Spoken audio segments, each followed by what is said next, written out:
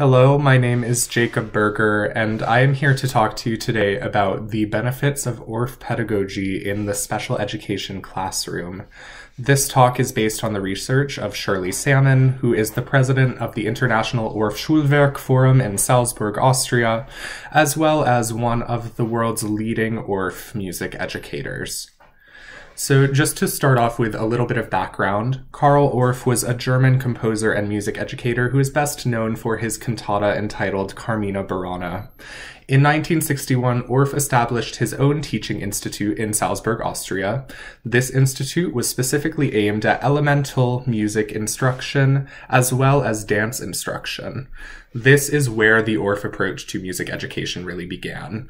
This method, although conceived for work with children, was quickly recognized to hold significance in other areas too, such as preschool, special education, therapy, and working with the elderly. Orff's approach is intrinsically inclusive and built around a humanistic view of musicking. Every human in the room is the center of attention, and everybody has inherent musicality that exists within them. Each player receives an individually suitable role, which contributes to an interactive music experience for the collective.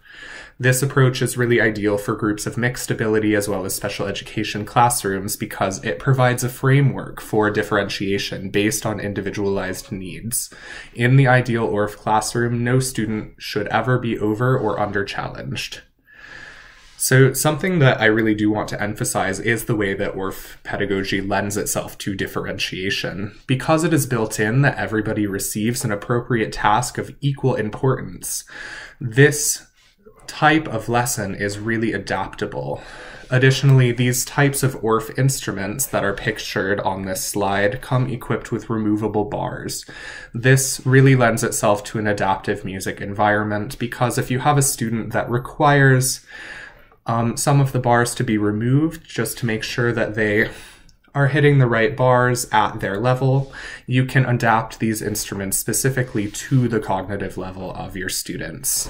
This type of musicking is multisensory. It involves movement, playing, listening, seeing, etc. This is great for students who are sensory seeking or who require multiple ways of learning material. Perhaps one of the most important parts of Orff pedagogy in this context is the fact that it incorporates social learning. Students often play in groups, which means there is opportunity for student mentorship, as well as different constellations of students throughout the room. I will be referring to these as social constellations, and these varied social constellations can be manipulated to ensure student success. Pairing students in groups according to different abilities or groups that could facilitate some sort of mentorship. This leads into this concept of Vygotsky's zone of proximal development. When learners of differing abilities are in a group together, the proximity of others who are at a slightly higher level of development can create a possibility for imitation, support, and cooperation. This is what this type of zone of proximal development is talking about. So there are two types of development that we talk about in these situations. That is what the student can do on their own and what the student can do with help. What we're focusing on is what the student can do with help. This is their proximal development zone. This is the ideal place for a student to be learning and highly facilitates the absorption of information. The flexibility of an Orff classroom helps the teacher to take advantage of this fact and really can be ideal for mixed ability learning. Just because of how flexible the classroom is, you can make sure that all students are supported in what they are able to do, and you can give certain students the ability to excel and certain students the ability to watch what their classmates are doing and find possibilities for imitation, as well as cooperation with these advanced students. So moving along, one of the most common applications of the Orff approach in the music classroom are called play songs. So the definition of a play song is a song that is explored through play, dance, acting, singing, and instruments.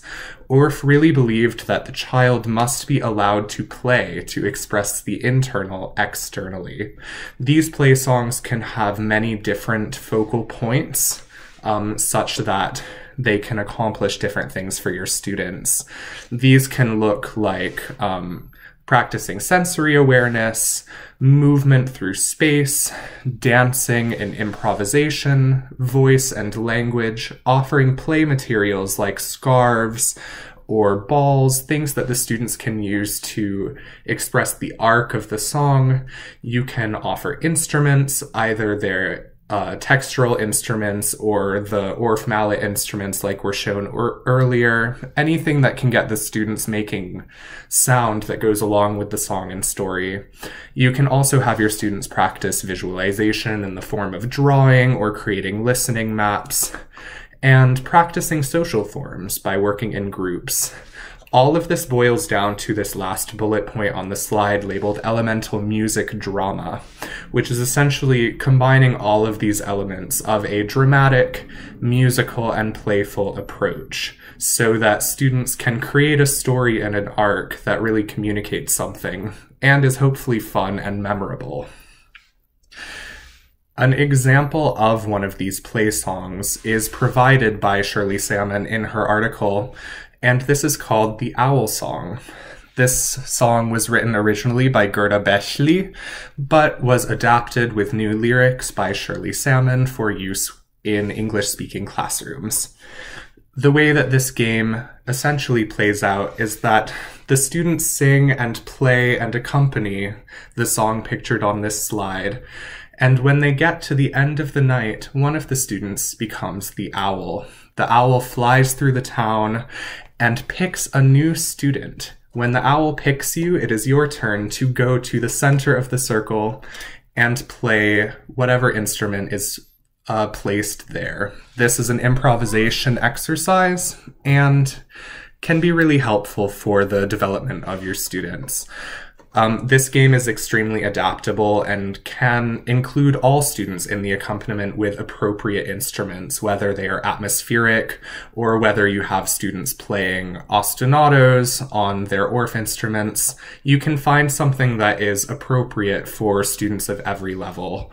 If you have a student who is struggling remembering ostinatos or rhythmic ostinatos, you can get them an instrument that will just sound more textural in the background. For example, a rain stick or a tambourine, something that they can use to participate in a way that is meaningful. When doing this sort of thing, it is really important to make sure that all of your students can participate in a way that is meaningful and really emphasize for your students that every part is important. There are no parts that are more important than one another. If there is a student who can play melodically, that is great, and it is just as good as a student who is unable to play melodically at this point. The goal is to create a collective experience together rather than focusing on the individual's abilities. So to conclude, I would like to just speak quickly to my own experience of growing up in an Orff instrumentarium. I found it extremely engaging, fun, and really allowed for different levels and different skills to arise in the classroom. Even as a child, I was excelling quite rapidly in my music classes, but when we used an Orff approach, I was never bored. I was never allowed to be bored because there was always something extra that I could be doing. My instrument could have more bars added to it. Or if we were playing a game, there could be just one extra thing that can be added to make it engaging. And for those of my classmates who were struggling a bit more, they were always met at their level and pushed just a little bit harder to learn what they need to learn and excel as a class. I really did think that the way that this sort of fostered a type of mentorship in the classroom was really helpful. And I think that this sort of approach could be really helpful to engage in classrooms all across the world, especially special education classrooms or classrooms where you have students of mixed abilities. Thank you very much.